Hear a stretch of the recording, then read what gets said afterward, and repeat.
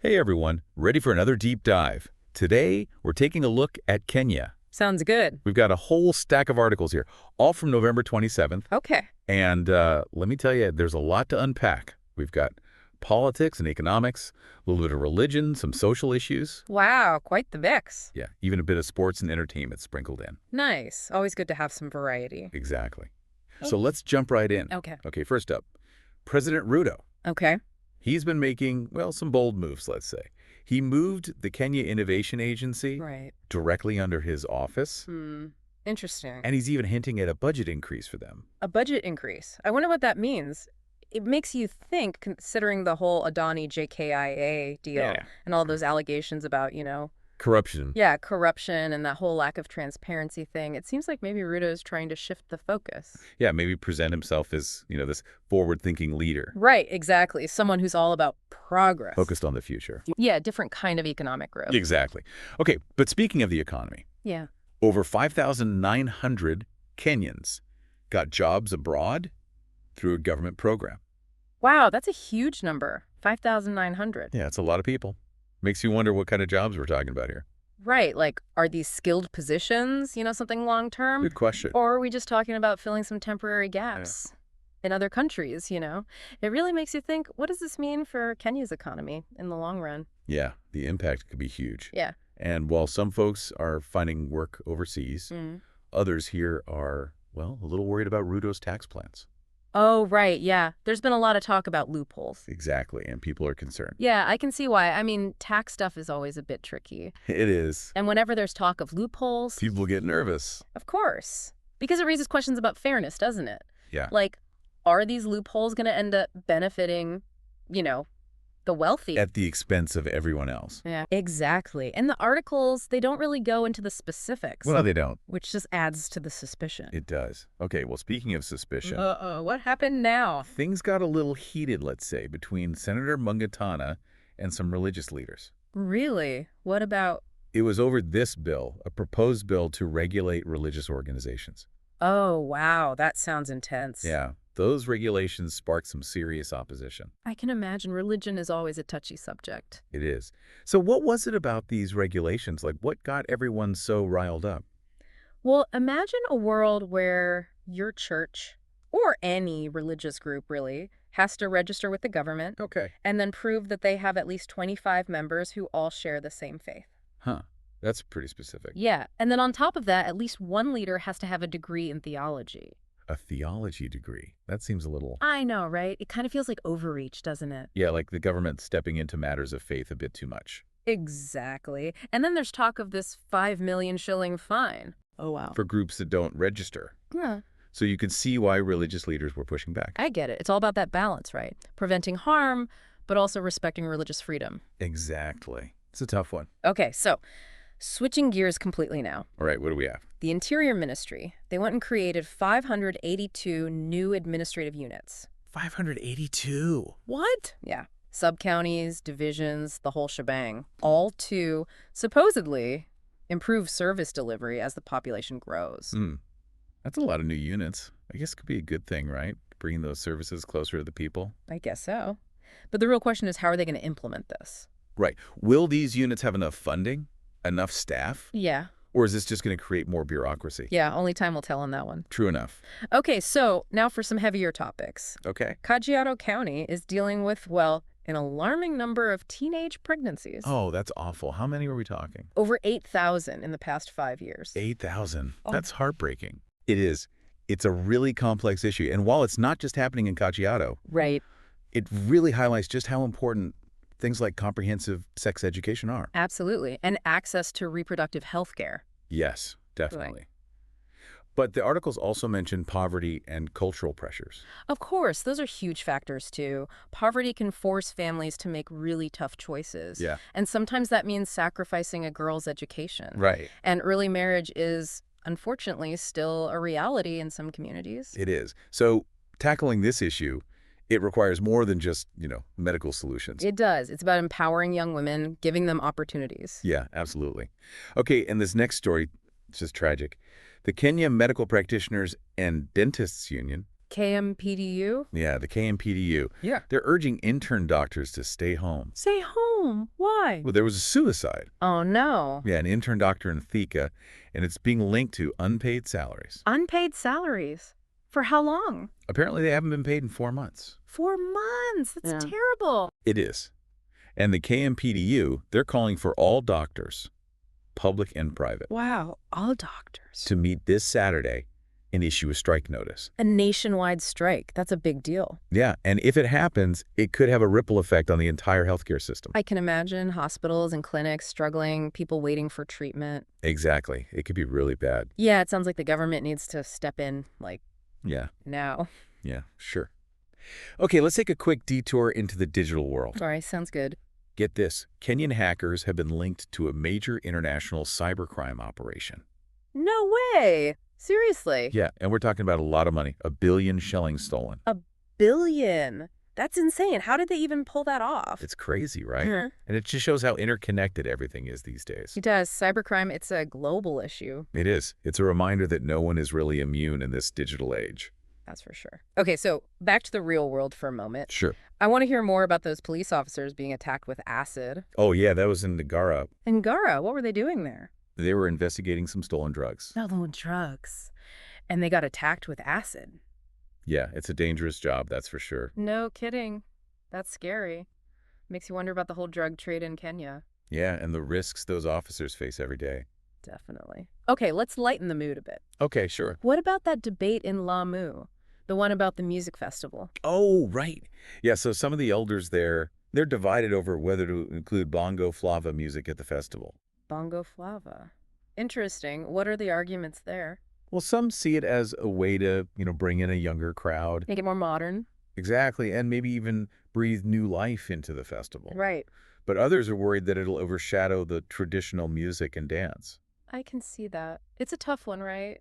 Trying to balance tradition and progress. Yeah, it's a classic dilemma. Okay, speaking of tradition, there's this great story about St. Joseph's Church in Kisumu. Oh, yeah. What about it? Well, it's historic, built in 1903. Wow, 1903. That's old. It is, and they're renovating it. Cool. Are they keeping the original structure? Yeah, they're being really careful to preserve it. Oh, that's great. I love when they do that. It's so important to preserve those historic buildings. I agree. It's like holding on to a piece of the past. It is. It's like a connection to those who came before us. Exactly. And sometimes that past can inspire us to do amazing things in the present, like this one entrepreneur, Elijah Owenka. Elijah Oenga, what did he do? So he inherited some land in Kajiado County, Okay. and he transformed it into a thriving eco-village. An eco-village. Wow. That sounds pretty cool. It is. And it's not just a tourist destination. No? Nope, he's got agriculture, art, the whole package. It's all about sustainable living. That's amazing. What an inspiring story. It is. It shows what's possible when you combine vision with, respect for the environment. Definitely. Okay, I need a break from all this serious stuff. What about some sports news? All right, you got it. So Arsenal, they had a huge win against Sporting CP in the Champions League. No way. They crushed them, didn't they? They did. And now all the fans are buzzing, wondering if this could be their year, The Champions League. It would be amazing. But it's a long tournament. It is. Anything could happen. So true. Okay, but speaking of long tournaments, what's going on with Manchester City? Ah, Man City. Well, they're facing some, let's call them unexpected hurdles. Really? Like what? They're the reigning champs. I know, right? Hmm. But they had a draw in the Champions League, and they've had a couple of losses. I hadn't heard about that. What's going on? It seems like their defense might be a little weaker than usual. Ah, I see. So opponents are starting to figure them out? Yeah, maybe. But the Premier League is always tough. Even the smallest slip-up can cost you. That's the truth. Any other sports news? Or are we done with that? Oh, we've got one more thing, but it's more entertainment, I guess. There's a new Kenyan drama series coming out on Netflix in December. Ooh, Netflix. What's it called? Mofaya. Mofaya. Okay, I'm adding that to my list. Me too. It's exciting to see more Kenyan content getting recognition. Definitely. It's great to see those stories reaching a wider audience. I agree. So that's a wrap on this first part of our deep dive. We've covered a lot of ground, everything from government shakeups to teenage pregnancies and even a little bit of sports and entertainment. Wow, we really have. It's amazing how all these stories, they come together to give you a sense of what's happening in Kenya. Yeah, it's like a snapshot of the country with all its complexities and challenges and successes. Exactly, it's like a puzzle, and we're putting the pieces together. It really is. And it makes you realize just how much is going on beneath the surface. It does. It's fascinating. So are you ready to keep digging? Oh yeah, let's keep going. There's so much more to uncover. All right, let's do it. It really does feel like we're getting a glimpse into the heart of Kenya, all these stories, intertwining. It's fascinating. Speaking of forces at play, let's go back to President Ruto for a sec. That innovation agency move, you mentioned it might be more than just, what we see on the surface, especially after that whole Adani deal thing. What are your thoughts on that? Yeah, I think it's a smart move politically. Shifting the focus to innovation, it allows Ruto to kind of like rebrand himself, He can be the guy pushing for progress, the forward-thinking leader. So a calculated PR move. Maybe a little bit. It definitely helps distance him from that whole Adani JKA mess and the controversy that came with it. Makes sense. Yeah. But let's talk about those overseas jobs for a minute. Do we know anything about the types of jobs? Like, are we talking doctors, nurses, engineers? What skills are in such high demand over there? That's the thing. The articles, they don't really go into specifics. It mentions the government encouraging young people to, embrace technical training, which, suggests that those skills are needed somewhere. But to really understand the impact, we need to know more about the specific sectors involved. Yeah, it would be interesting to see how those opportunities line up with Kenya's development goals, right? Absolutely. So while some Kenyans are finding work abroad, others are worried about those proposed tax changes, the ones with all those loopholes. What's the big concern there? I think it boils down to fairness. Imagine you're working hard, paying your taxes, and then you find out that there are these loopholes that allow, say, wealthy individuals or big corporations to avoid paying their fair share. Yeah, I see what you mean. That's the worry, isn't it? That it creates an unequal playing field and the burden ends up falling on ordinary Kenyans. It's a tale as old as time, the haves and the have-nots. Okay, let's talk about that clash between Senator Mungatana and religious leaders. That whole debate about regulating religious organizations, it shows just how sensitive those issues are.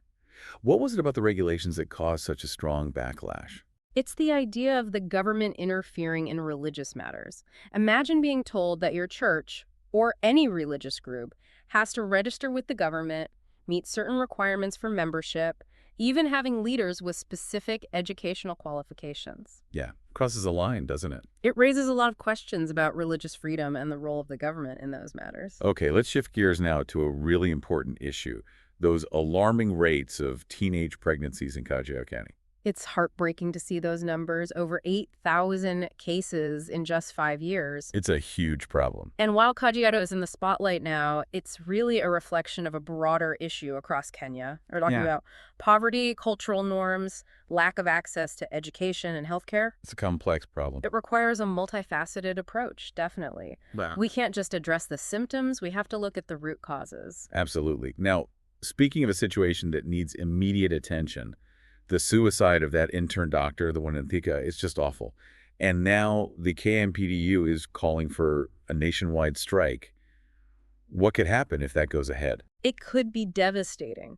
Imagine hospitals and clinics across the country, understaffed, surgeries delayed, people unable to get the care they need. A nightmare scenario. It would put immense pressure on the healthcare system, which is already stretched thin as it is. It's a reminder of how crucial healthcare workers are. And how important it is for the government to address their concerns. For sure. Okay, let's take a quick detour into the digital world.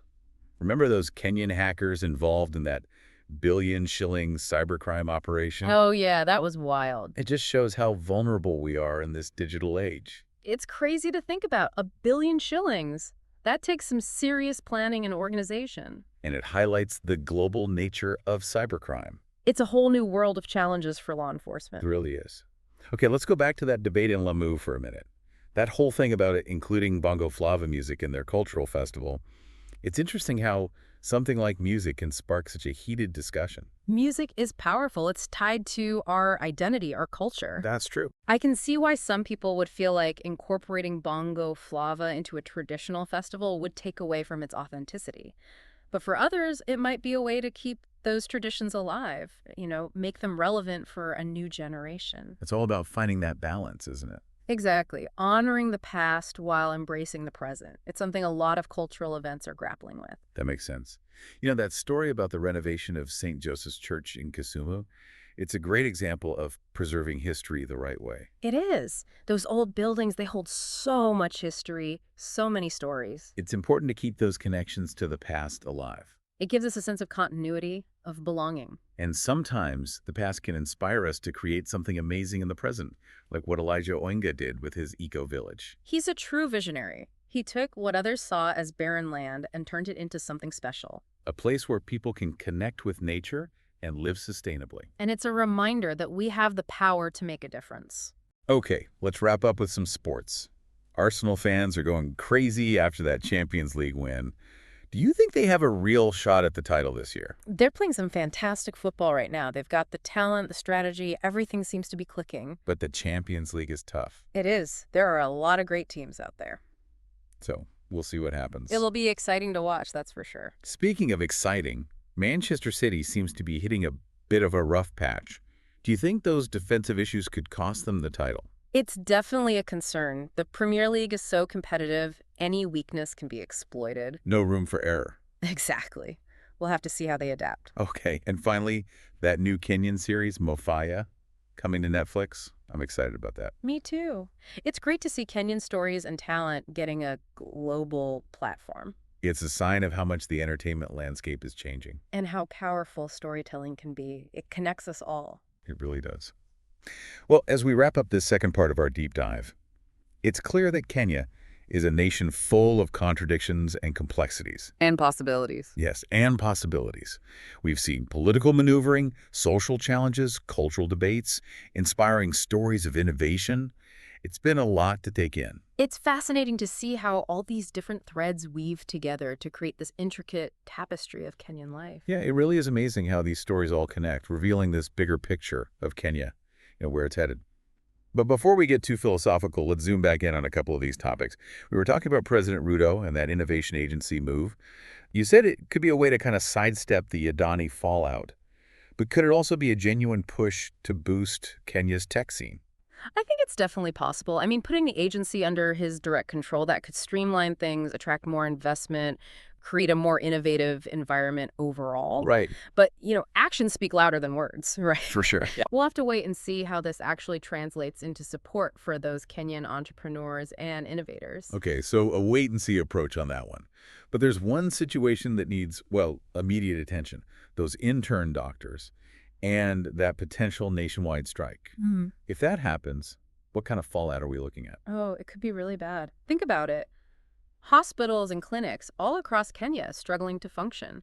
Surgeries delayed, patients waiting, essential services disrupted. Yeah, doesn't sound good. A strike like that, it would put so much strain on the healthcare system, which is already struggling as it is. It could easily lead to a full-blown health crisis. It's a scary thought. It really highlights how vital those healthcare workers are.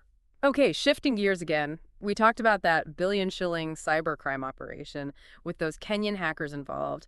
It's a pretty stark reminder that these threats are global now. It is. It's like something straight out of a movie.